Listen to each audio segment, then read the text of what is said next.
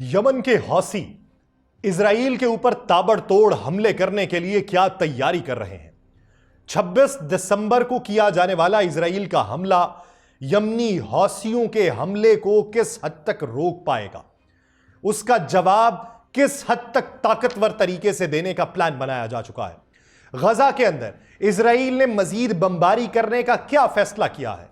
शाम के बड़े हिस्से पर काबिज होने के बाद क्या इजराइल ईरान के ऊपर उसी के तवस्सुत से काबिज होने का प्लान बना रहा है और उसका नतीजा क्या निकलेगा। बैनुल अक़वामी सियासी पंडित इस बारे में क्या राय रखते हैं। आप सब पर सलामती हो, मैं यासिर रशीद हूं और आप देख रहे हैं 92 डिजिटल।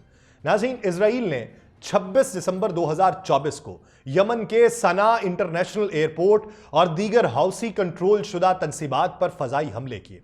ये हमले हौसी मलेशिया की जानिब से इजराइल पर किए जाने वाले मिसाइल और ड्रोन हमलों के जवाब में किए गए थे, जिन्हें ईरान की भी हिमायत हासिल थी। इस हमले के वक्त आलमी इदारा सेहत के डायरेक्टर जनरल लेड्रोस एडहानम गैब्रियस और अक़वाम मुत्तहिदा की टीम सना एयरपोर्ट के ऊपर मौजूद थी और वह परवाज के लिए तैयार थी। हमले के दौरान अमले का एक रुकन जख्मी हुआ, लेकिन टेड्रोस और उनकी टीम महफूज रहे। फजाई हमले के नतीजे में कम से कम 3 अफराद मारे गए, कई जख्मी हुए, जिनमें एक अक़वाम मुत्तहिदा का रुकन भी शामिल है। और बेंजामिन नेतन्याहू ने कहा है कि ये कार्रवाइयां हौसियों की अस्करी सलाहियतों को खत्म करने और उनके ईरानी रवाबित को तोड़ने के लिए की गई। उसने कहा कि यह ऑपरेशन उस वक्त तक जारी रहेगा जब तक खतरा मुकम्मल तौर पर टल नहीं जाता। अक़वाम मुत्तहिदा ने इस बढ़ती हुई कशीदगी पर तशवीश का इजहार किया और ख़ास तौर पर इसके असरात इंसानी इमदाद की सरगर्मियों पर जो पड़ेंगे। अक़वाम मुत्तहिदा के सेक्रेटरी जनरल अंतोनियो गुतेरेस ने इस कार्रवाई की मजम्मत करते हुए जोर दिया कि शहरियों का तहफ़्फ़ुज़ यकीनी बनाएं।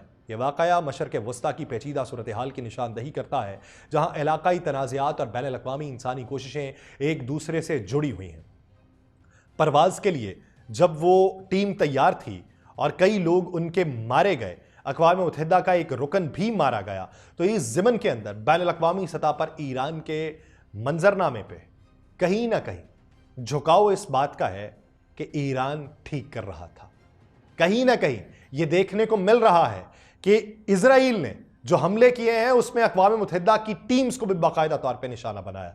दूसरी तरफ इजराइल जो है वो शिमाली गजा में कमाल अदवान अस्पताल पे हमला दोबारा से कर चुका है, जहां मरीजों और तिब्बी अमले को जबरदस्ती निकालने के बाद अस्पताल में आग भी लगाई गई है। उस हमले के नतीजे में लैब और सर्जरी के महकमों में आग भड़क उठी और वजारत सेहत के मुताबिक 25 मरीज और 60 सेहत के कारकुनान अस्पताल के अंदर मौजूद थे, जिन्हें करीबी फिर इंडोनेशिया अस्पताल में मुंतकिल किया गया, जो पहले ही इजरायली फोर्सेस के हमले का शिकार हो चुका था। इजराइल ये दावा करता है कि ये कार्रवाइयां हम हमास के इंफ्रास्ट्रक्चर को निशाना बनाने के लिए कर रहे हैं, लेकिन अस्पतालों पर हमले से सेहत के निजाम के ऊपर शदीद असरात मुरतब हो रहे हैं। इजरायली फौज ने शिमाली गजा के 3 बड़े अस्पतालों इंडोनेशिया, कमाल अदवान और अल वदा अस्पताल को खाली करने का हुक्म दिया, जिससे तिब्बी अमला और मरीजों की जिंदगियों को खतरा लाक हो चुका है। इस सूरत हाल के बायस गजा में सेहत का बहरान संगीन है। अस्पतालों की कमी, तिब्बी अमले की कमी, अद्वियात की किल्लत अवामी सेहत को शदीद मुतासिर कर रहे हैं। अक़वाम मुत्तहिदा के मुताबिक गजा में 12,000 ऐसे मरीज हैं जो फौरी तिब्बी इमदाद के लिए गजा से बाहर मुंतकिल होने के मुंतजर हैं। इस बहरान के नतीजे में मुतअद्दिद बीमारियों में इजाफा हो रहा है, जिसमें सांस की बीमारियां हैं, चिकन पॉक्स हैं, हैजा हैं, दीगर वबाई अमराज हैं, उनके फैलने का खतरा बढ़ चुका है। जबकि दूसरी तरफ शाम में बशार अल असद की हुकूमत के खात्मा ने ना सिर्फ खित्ते के ममालिक पर असर डाला है, बल्कि आलमी सतह पर उसके नुमाया असरात देखे गए हैं। इस तब्दीली ने 2 अहम आलमी ताकतों यानी ईरान और रूस के असर और रसूख में कमी का इशारा दिया, जो कई सालों से बशार अल असद को बगावतों के खिलाफ मदद फराहम कर रहे थे। लेकिन बशार अल असद के मुल्क छोड़ने और शाम में अबूरी हुकूमत के क़याम के बाद अब इन वजूहात का तज्जिया किया जा रहा है जिनकी बिना पर यह तब्दीली मुमकिन हुई है, और साथ ही इसके खित्ते पर मुरतब होने वाले असरात का भी जायजा लिया जा रहा है। बहुत सारे एक्सपर्ट्स यह राय रखते हैं कि इस सूरत हाल को समझने के लिए बटरफ्लाई इफेक्ट के नजरिए का हवाला दिया जा सकता है, जो इस बात को वाज़ेह करता है कि दुनिया के मुख्तलिफ वाक़यात किस तरीके से आपस में जुड़े होते हैं।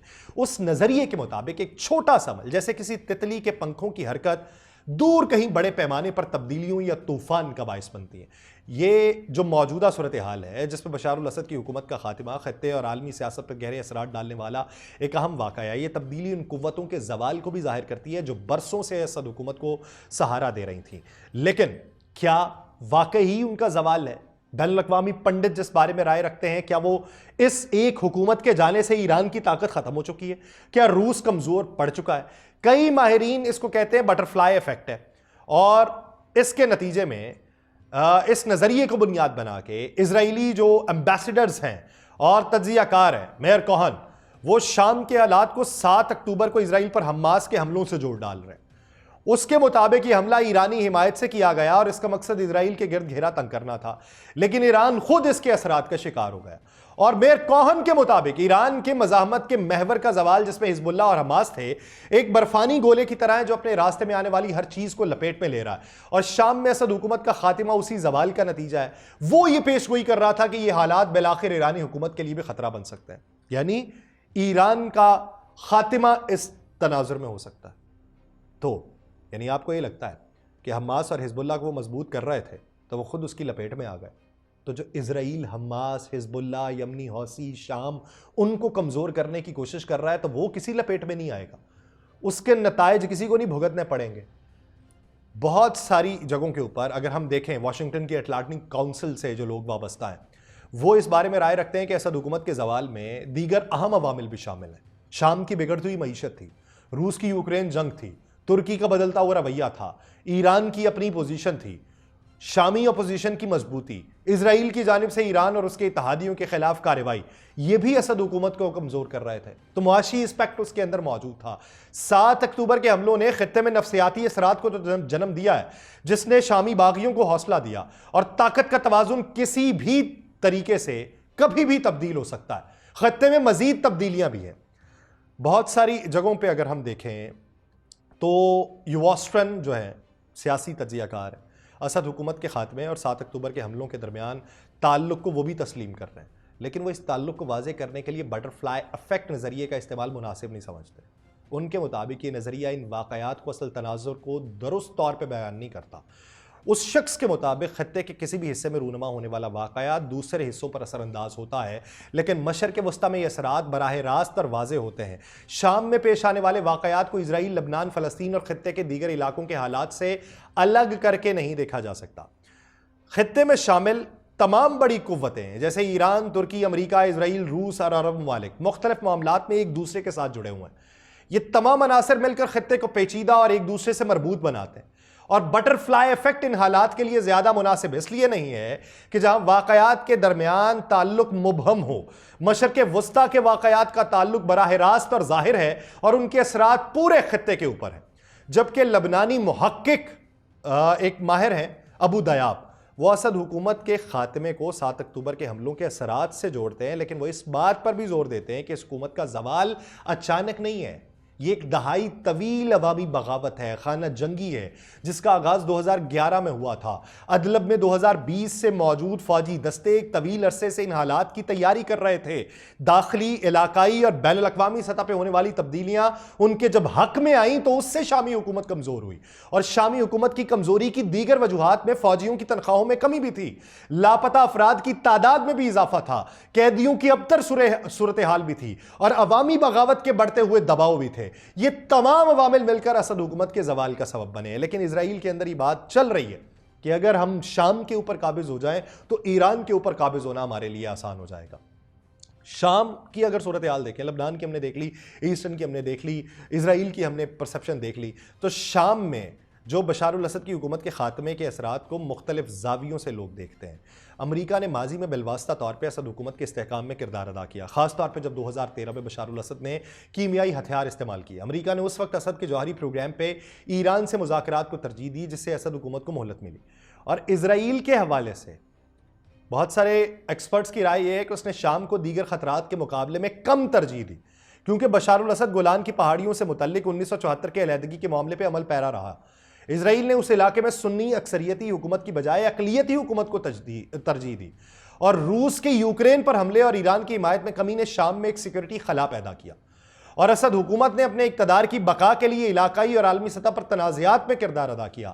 اسرائیل اور ایران کے ساتھ تعلقات میں توازن قائم رکھنے کی کوشش کی، لیکن یہ توازن برقرار رکھنا مشکل ہوتا چلا گیا۔ اب خطے میں بدلتی طاقت کی جو صورتحال ہے، روس اور ایران نے اسد حکومت کے ساتھ قریبی تعلقات جاری رکھے تھے، لیکن ان کے درمیان اختلافات بھی برقرار رہے تھے۔ اس کے اوپر کوئی توجہ نہیں دیتا۔ امریکی انتظامیہ کی تبدیلی، یوکرین کے بحران پہ توجہ نے خطے میں اتحاد کو از سر نو ترتیب دیا، جس سے اسد حکومت کو مزید مشکلات کا سامنا کرنا پڑا۔ اب اسد حکومت کے خاتمے کے بعد احمد الشرا نے نئی عبوری شامی حکومت کی سربراہی سنبھالی ہے، اور الشرا جو ماضی میں ایک جہادی تحریک کے رہنما رہ چکے ہیں، اب ایک مختلف سیاسی شخصیت کے طور پہ سامنے آئے۔ دمشق میں عبوری حکومت کے قیام کے ساتھ ہی سفارتی سرگرمیاں اور خطے کے دیگر ممالک کے ساتھ تعلقات کی بحالی کا آغاز ہوا ہے۔ شام کے مستقبل کے بارے میں کئی سوالات اٹھائے جا رہے ہیں۔ کیا بیرونی اثر و رسوخ صرف ترکی اور مغربی ممالک تک محدود رہے گا؟ سوال یہ بھی ہے کہ کیا ایک مضبوط عرب اتحاد تشکیل پا جائے گا؟ سوال یہ بھی ہے کہ ایران اور اس کے اتحادیوں کی پوزیشن کیا ہوگی؟ سوال یہ بھی ہے کہ کیا یہ نئے مشرق وسطیٰ کی شروعات ہے؟ سوال یہ بھی ہے کہ ایران اور مزاحمت کے محور پر اس کے اثرات کیا پڑیں گے؟ اب اگر دیکھا جائے تو ایران کے ایکسپرٹس کو دیکھا جائے تو مہدی طیب ہے، جو ایران کے پاسداران انقلاب کے نائب کمانڈر رہ چکے ہیں 2013 میں، وہ اسد حکومت کے خاتمے کو ایران کے لیے بڑا نقصان تو سمجھتے ہیں، اور ان کے مطابق اگر شام ختم ہو گیا تو تہران کو بچانا مشکل ہو جائے گا۔ اب جب ان کا یہ بیان آیا ہے تو اسی تناظر کے اندر بین الاقوامی ایکسپرٹس نے اس کے اوپر رائے دینا شروع کر دی۔ لیکن یہ دیکھیں کہ شام کا خاتمہ کیا ممکن ہو سکتا ہے، اس کے اوپر کلی طور پہ قبضہ ہو سکتا ہے۔ وہ جنہوں نے اسد حکومت سے اپنے آپ کو بچایا ہے، تو کیا وہ کسی اور کو قابض ہونے کی مہلت دیں گے؟ وہ ایک طرف مفاہمت کی پالیسی اپنا رہے ہیں۔ اسرائیلی تجزیہ کار رائے رکھتے ہیں کہ اسد حکومت کے خاتمے نے خطے میں مزاحمت کے محور کو شدید نقصان پہنچایا ہے۔